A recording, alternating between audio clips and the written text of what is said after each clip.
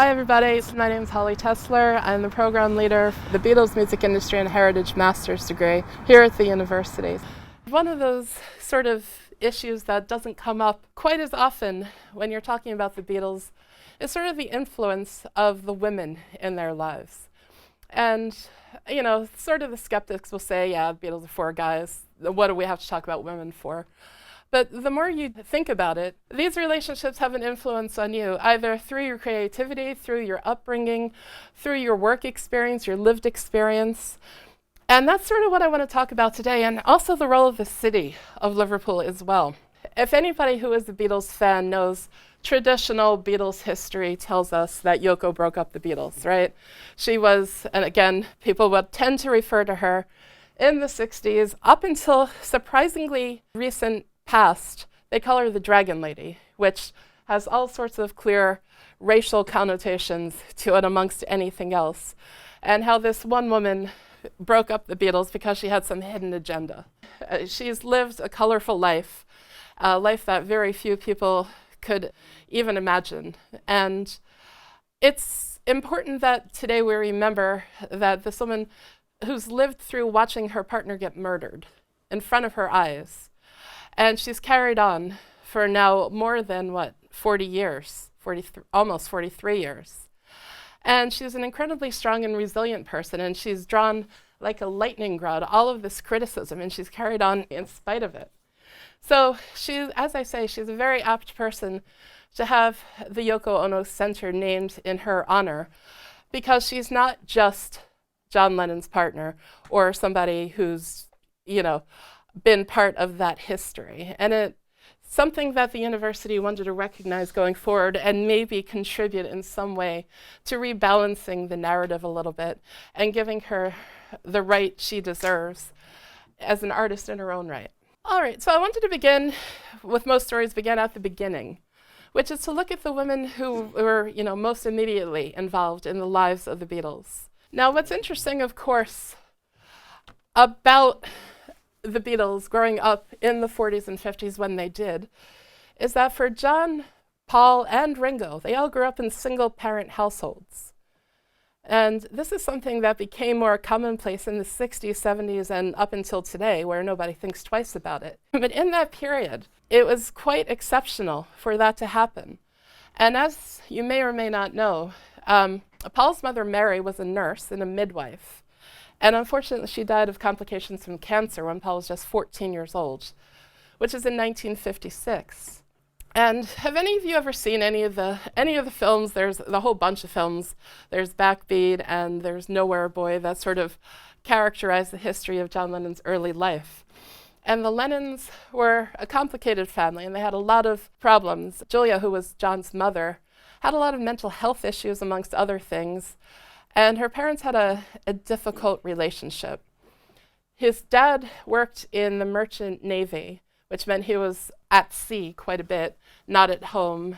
His mother had some relationships outside their marriage. It was a tumultuous relationship. Ultimately, when John was just an infant, they decided to split. Lots of sad stories about it, but in the end, the family, Julia's family, decided she wasn't capable or safe to look after John on her own. So he went to go live with her sister, known as Auntie Mimi. Now, Auntie Mimi was a bit older and was known to be awfully formidable and very scary, and gave John rather a strict growing up. But it gave him the stability Julia couldn't. Now, that's not to say that he never saw his mother again. They had semi-regular contact throughout his teenage years. She was the one who taught him how to play guitar. And just when he was about to become an adult, Julia went to Mimi's house to see her sister, to see John, and as she was leaving, she was struck and killed by a car. So just that tragically, John lost his mother just a couple of years after Paul lost his. Now, for two young men growing up in Liverpool at this time, having that as a bond, in addition to the music, in addition to everything else they had, was quite powerful. Ringo, by contrast, grew up with his mother and without his father. The parents split in his case just after he was born, and he never really did see his father again. So 3 out of the 4 Beatles grew up in single-parent households. And if anybody has grown up and lost a parent or lost a grandparent or a sister or a sibling or a family member, it's not like they just go away and you never think about them again. Of course you do, and you tend to remember them and think, what if, or what would this be like if they were here? And we can hear a lot of that influence in the Beatles' music and the solo material after the Beatles over the years. So, if you're talking about the Beatles and women, really, you have to think about them not just as parents, as the first influence most people have, but in the case of 3 out of the 4 of them, it's this idea of loss and inspiration of what their missing mothers and father, in Ringo's case, might have contributed, how it might have made their loss a little less keenly felt. So in Liverpool, there's a remarkable sort of entrepreneurial spirit. So if you wanted to have a gig, you just find a room big enough to pack folks in. There was no health, there was no safety. If people fell in a pool, they fell in a pool. Who cares? They'll dust themselves off. So in this period of time, the Beatles and the Quarrymen and all the groups in between that they formed would play in all sorts of weird and wonderful places. My personal favorite, there was an abattoir, which is where they slaughter animals. Big room, they hose it off. Hey, this'll do for a gig. They had a gig there. They had gigs in swimming baths, in working men's pubs and clubs. So you name it, the Beatles gigged in and around it in Liverpool. And again, there was no sort of magic about this. And they really didn't have their huge success as the Beatles, arguably, until 1962, maybe 1963. So that's a good, 5 years, 6 years of hard graft. And ultimately, the Beatles worked harder than so many other of the Mersey beat groups in Liverpool at the time. Really, the success they had was earned. If you hear any sort of stories about the Beatles, they say, oh, John met Paul and the rest was history. No, yes, they were immensely talented. They were charismatic people. They were people who drew you in and you wanted to listen to them.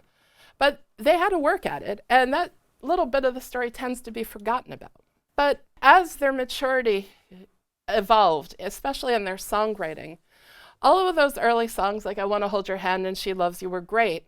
But as they got a little bit older, as they had a little bit more lived experience and life experience, and as sort of Beatlemania sort of peaked and then sort of diminished, they wanted to be taken more seriously as musicians and as writers. And remember that the Beatles were popular in the 1960s, this period of really important social upheaval and social change. There were civil rights, there was queer rights, there were women's rights, there was the war in Vietnam.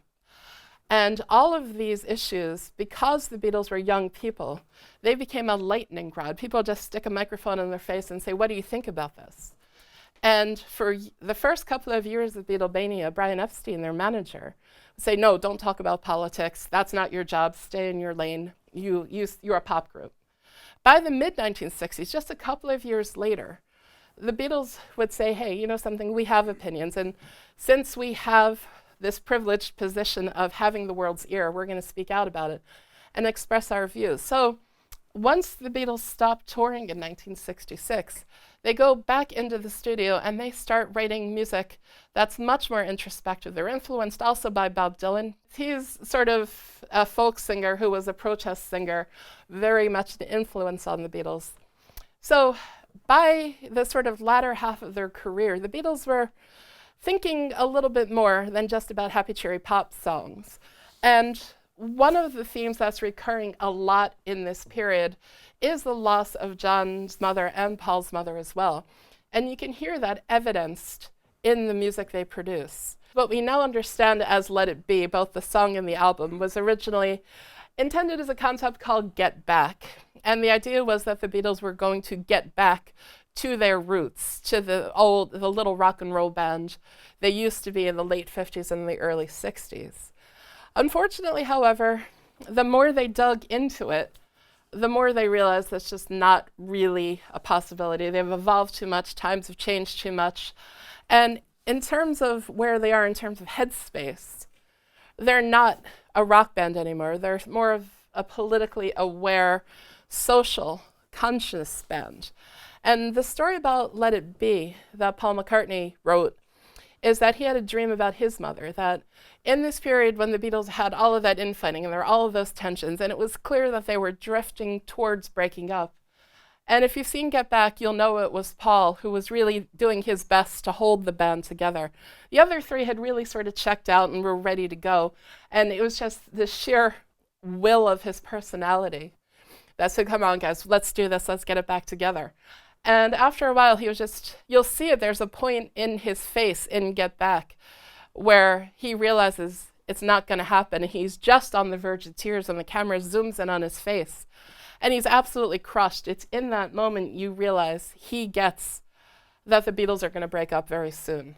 And it's quite poignant, it's quite sad, but then in that moment, he goes to bed one night and he has a dream. And in that dream, his mother comes to him and says, you know, just let it be. It'll be okay. Just let it go. Paul's mother in his dream said, you'll be okay. Just let go. Let it be. And that's how the song came about. All right, so eventually, of course, the Beatles do break up. And in that period, again, if you've seen Let It Be or if you're a Beatles fan, you'll know it wasn't a particularly happy breakup. And in that time period, again, we look back on it now with 50 years plus of experience. And it's not the kind of thing like now where a band breaks up and you go, yeah, we'll see you in 2 years for the reunion tour.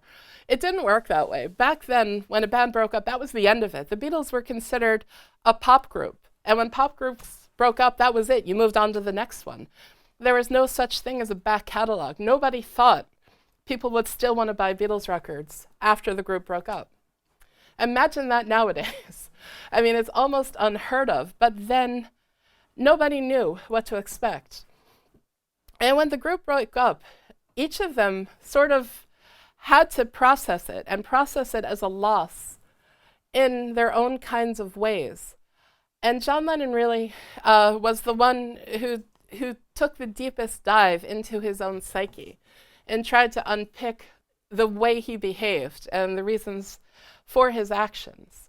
And if we were to talk a lot more about John Lennon, we'd know that his is not a straightforward story. He's a very complicated guy, and there are lots of times where he was not very kind to the women in his life.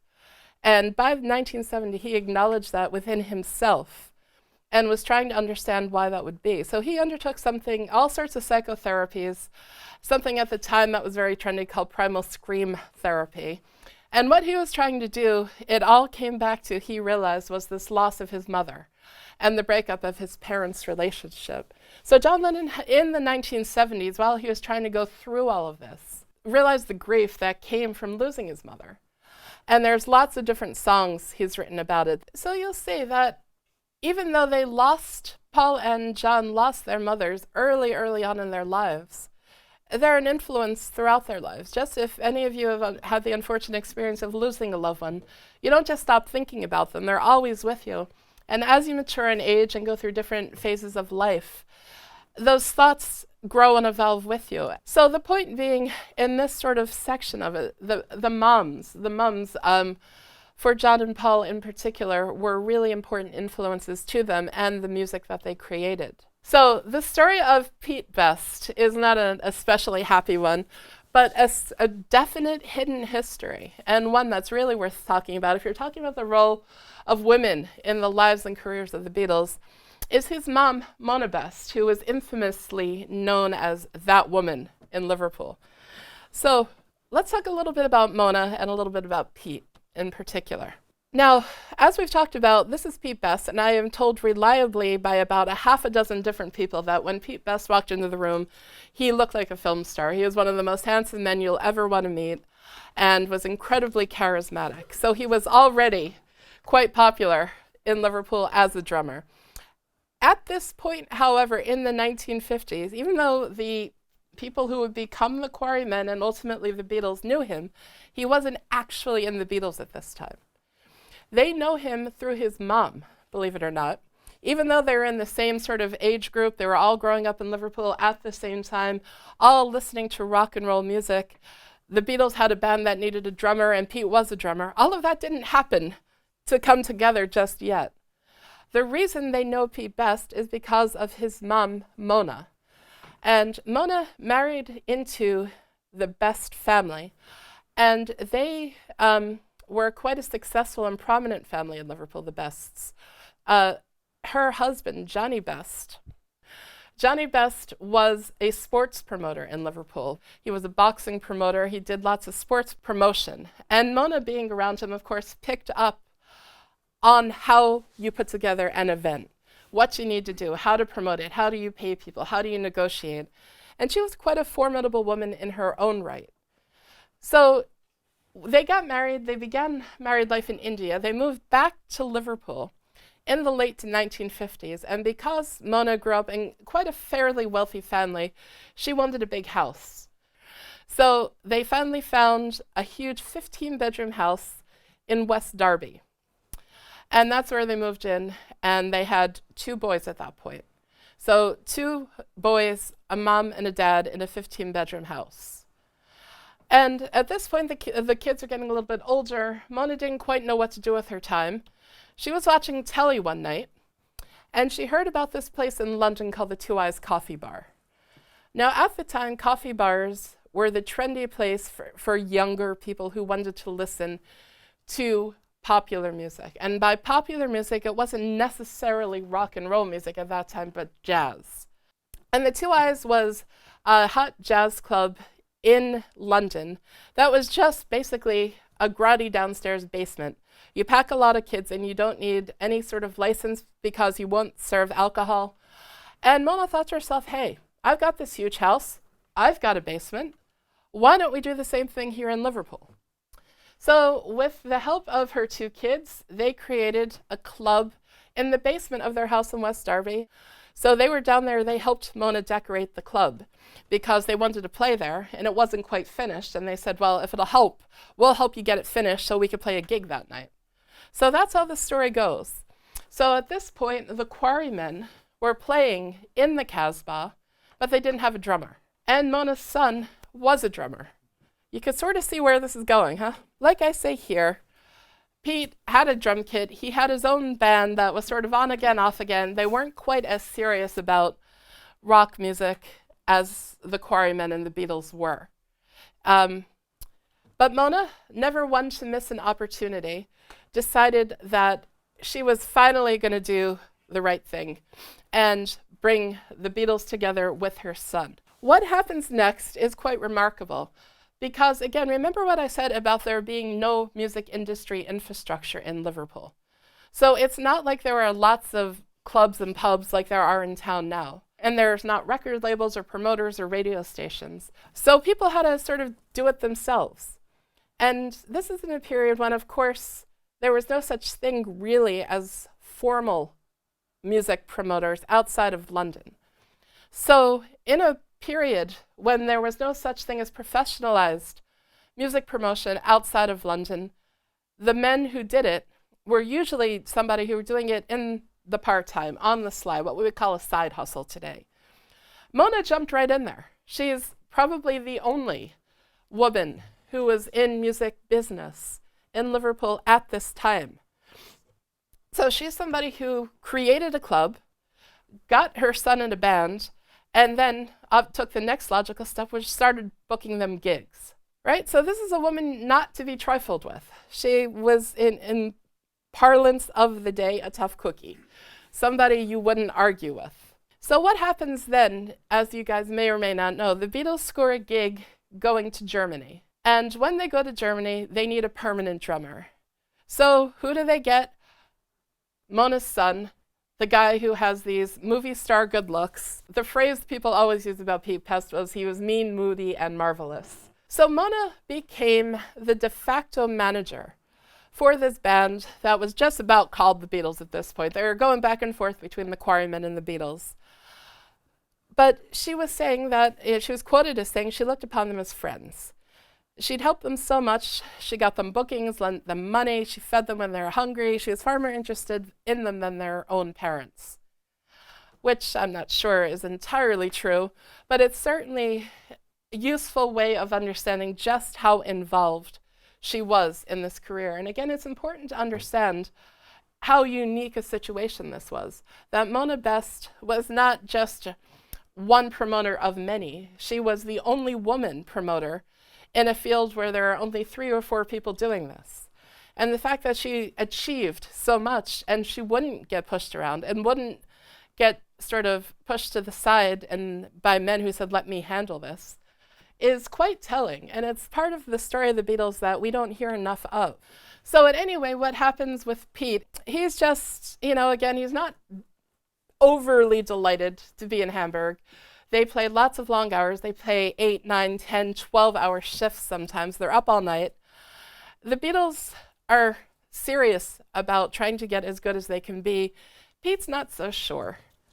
So in the end, he sort of kind of drifts away. He never quite leaves. He always does what he has to do, but his heart's not in it. And sooner than later, lots of other Liverpool bands go over to Hamburg. And one of those bands was called Roy Storm and the Hurricanes, whose drummer was, take a wild stab in the dark, Ringo Starr. And Ringo's face did fit. He got on with the Beatles, they laughed, they had a good time, and one thing led to another, and then in 1962, it was official. Pete was out, Ringo was in. That's one thing, but Mona wouldn't really leave. They sort of had to pry her little fingers off the Beatles, even after Brian Epstein, who was their first manager. And even though Mona didn't have anything written, any sort of contract, she'd keep ringing up Brian Epstein and saying, hey, what about this? You're missing that. You didn't get them a good enough rate. You should get them a van. They need a hotel. I don't like that song. I don't like that lineup. They should change their suits. And Brian Epstein was a very soft-spoken man and comes from a very posh background, and sort of would nod his head and say yes. And, if she was calling, he'd hold the phone out like this, whereas she's screaming down the line at him. And ultimately, that's how she became to be known as that woman. Because eventually Brian Epstein said, enough is enough. I don't want to deal with that woman anymore. We'll have to talk about Stu to talk about Astrid, because it's such an important relationship. And Stuart Sutcliffe. Now, Stuart, you hear a lot about people saying, oh, so-and-so's the 5th Beatle. Stu literally was the 5th Beatle. He played bass. But we're sort of moving now into a point where when the Beatles get to Hamburg in particular, and when John is in art school, his worldview changes. And it's influenced not just by changing environments, but by the women in these environments that he's found himself in now. And of course, that changes the direction of his life and ultimately the career and music of the Beatles. And with the help of one art teacher in his school, he was just about able to scrape a place in the Liverpool College of Art, enrolling in 1957, when he would have been just 17 years old. So here's a guy who's rock and roller by night, art student by day. So he's already sort of living this dual personality in his head. And then he goes on to have 2 very important formative relationships while he's in art school. Stu is a serious artist, and he forms a bond very quickly with John Lennon.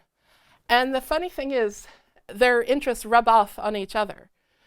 John takes a much more serious view of art after meeting Stu and understanding the work Stu does.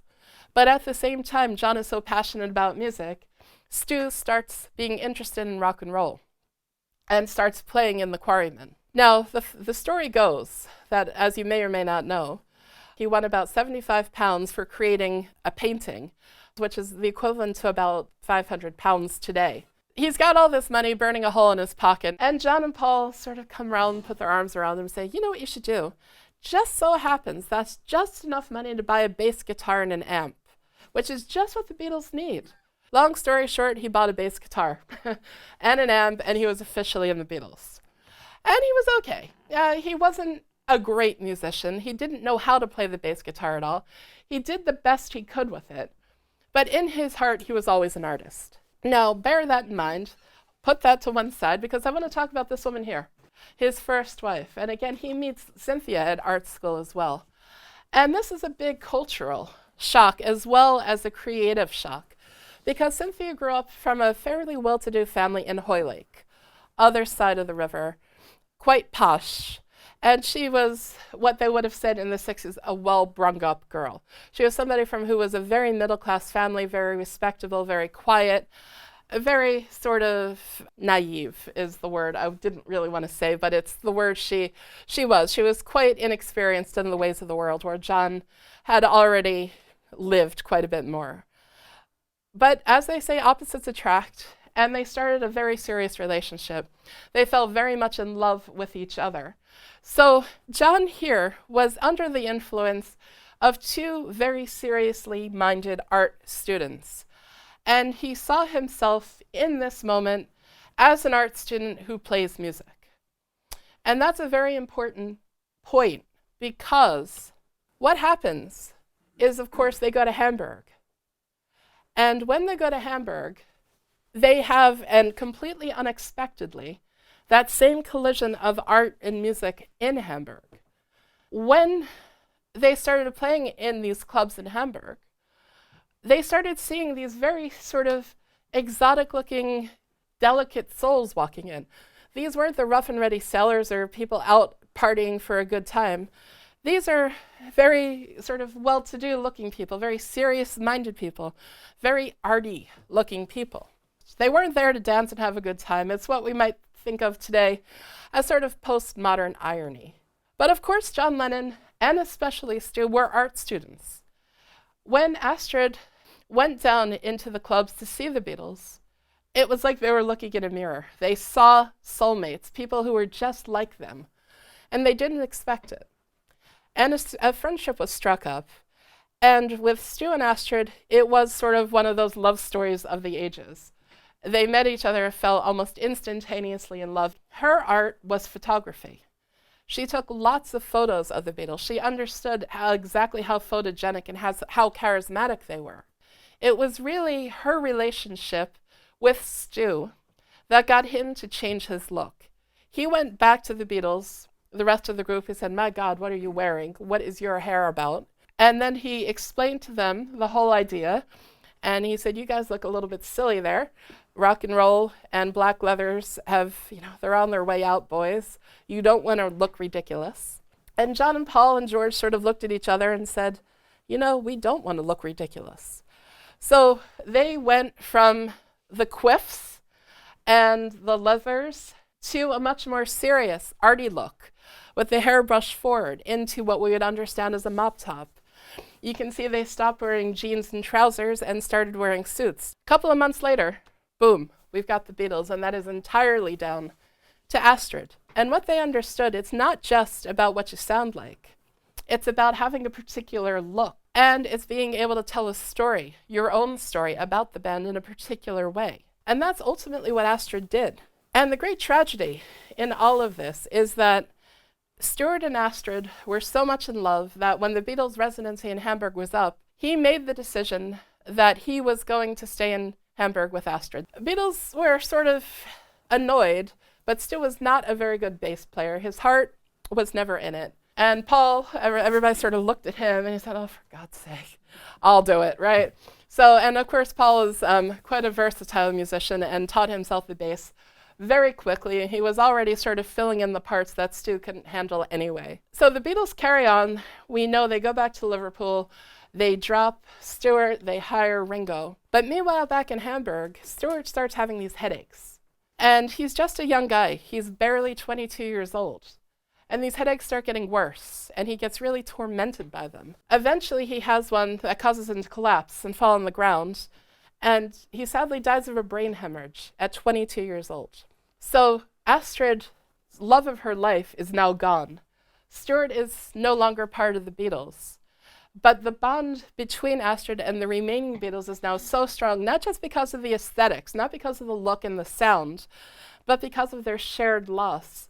She stays friendly with the Beatles for the rest of her life. She only died in, I think, 2020, fairly recently. But we really can't overstate the importance of Astrid in this early period of the Beatles' career. Without her, without Klaus Voormann, the Beatles we come to know and what we think of and hear and see would not have happened. And what the Beatles did when they were on stage in Hamburg for all of these hours, they play 7-8 hours a night. Imagine you're in a band. How long is your set, usually?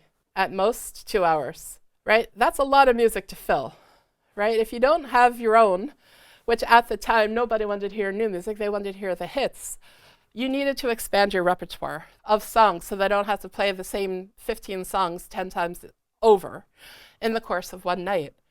So one of the things that was also really interesting in Hamburg, through the influence of Astrid and the Exes, was that they sort of learned not to take themselves quite so seriously. And one of the things they were doing when they were looking to expand their repertoire and fill in all of this time, they'd start doing really esoteric covers. They try to find more and more out there kind of songs that all of their competing bands wouldn't know. So imagine 4 dudes from Liverpool in the 1960s in Germany covering girl group songs, Black American girl group songs at that. They would get beat up for that. It was a time when racism and sexism was rife. And if you were a guy and you were playing a song that was sung by a woman, people would call you all sorts of names. They would tend to get beaten up. And yet the Beatles did this anyway, and they were having fun with it. And it later became quite a transgressive kind of way of understanding that the Beatles were not just the run-of-the-mill Merseybeat band, that they understood music, and they were already, by doing this, taking a very political stance and a very pro-women stance. They were supporting the music of women, of Black women, in a time that was completely unheard of. In America in the 1960s, there was still segregation happening. There are places in America where Black musicians couldn't perform. And here are the Beatles, this cheeky band from Liverpool, who are not only supporting them, but covering their songs and not caring that it was women who sang them. So it really put a new spin on the Beatles and just gave them that little extra something that all of those other competing bands didn't have. All right, let's talk now a little bit later down the line. And I want to talk about the relationships Paul had, the 2 most significant relationships he had. The first is with Jane Asher. And what's significant about this is that when they got together, arguably, Jane was more famous than Paul, who was a Beatle. So she's somebody who already had her career. The Beatles at this point were what we would consider the 4 most eligible bachelors on the planet. They could have any woman they wanted. And Paul picks a woman who's more successful than he is, arguably. Somebody who's not just a screaming fan, but somebody who's got her own career, somebody who's settled. Interestingly as well, somebody who was still living with her family, both her parents and a sibling. And Paul moves into their house with her family. Think about that and think about his own upbringing. And it sort of suggests psychologically what Paul might have been missing in his life. And of course, after that relationship breaks up, he marries Linda Eastman. Linda is somebody who's already been married and divorced and had a child, has her own career.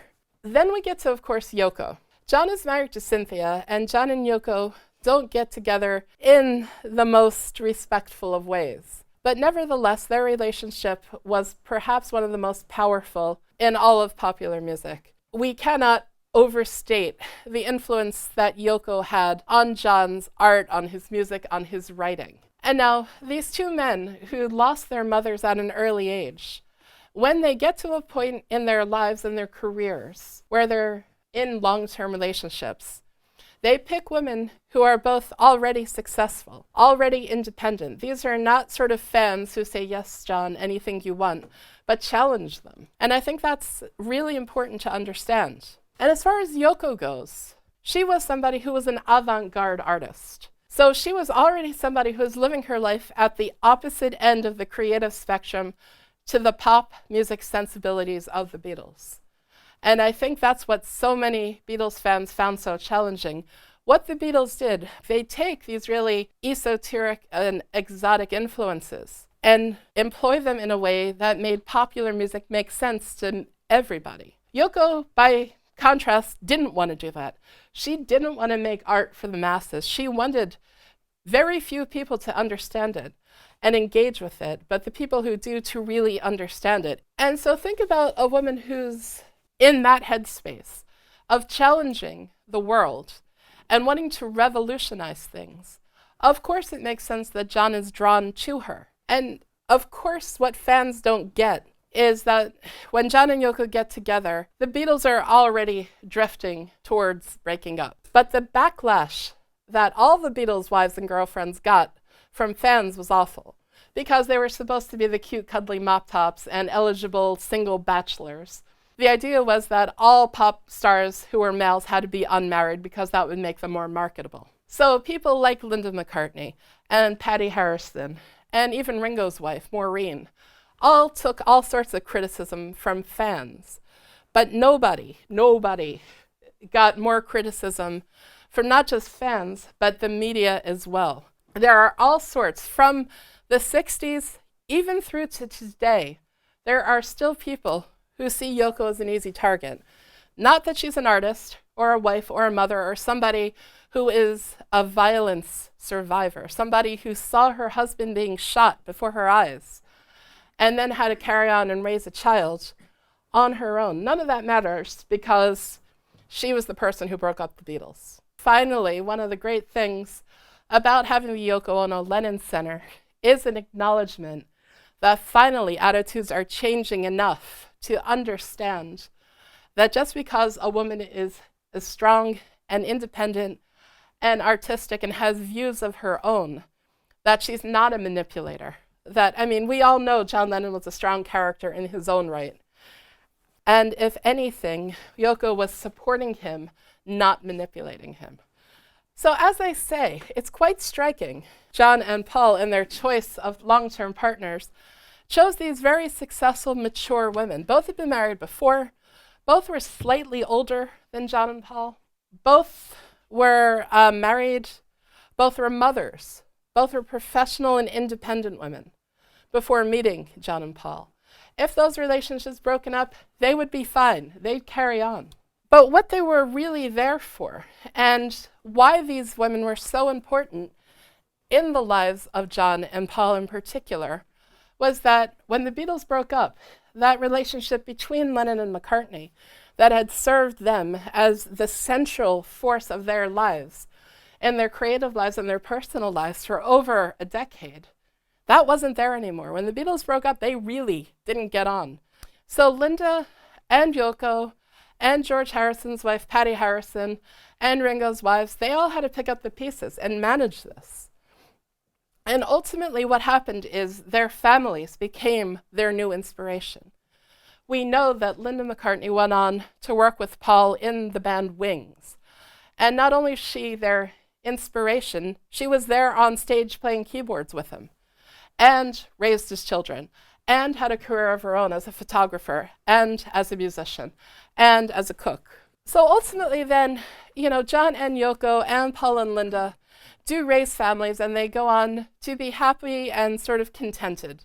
That all of that angst and all of the sort of anger that goes along with the first few years after the Beatles breakup settles down largely through the emotional labor that these women do. They help put their partners back together again and give them new ideas and to refresh and be more creative about things. And they become the inspiration for music that they make in their solo careers. In the same way, Paul McCartney has umpteen songs written to, for, or about Linda.